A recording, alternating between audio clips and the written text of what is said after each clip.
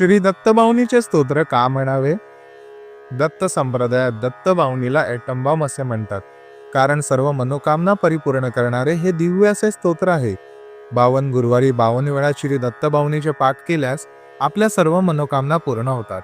श्री टेंबे स्वामी महाराजांचे शिष्य श्री रंगावधूत स्वामी महाराज यांनी 1935 साली सिद्धनाथ महादेवाच्या मंदिरात माघ शुद्ध प्रतिपदेला दत्तस्तुतीपर अद्भुत असे श्री दत्तबावनीचे स्तोत्र लिहिले.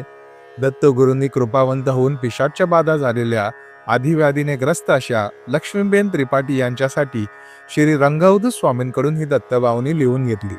श्री गुरुचरित्र, श्री दत्तपुराण, श्री दत्त महात्म्य, श्रीपाद श्री वल्लभ चरित्रामृत या सगळ्या ग्रंथाचे सार स्वरूप म्हणजे श्री दत्तबावनी हे स्तोत्र आहे.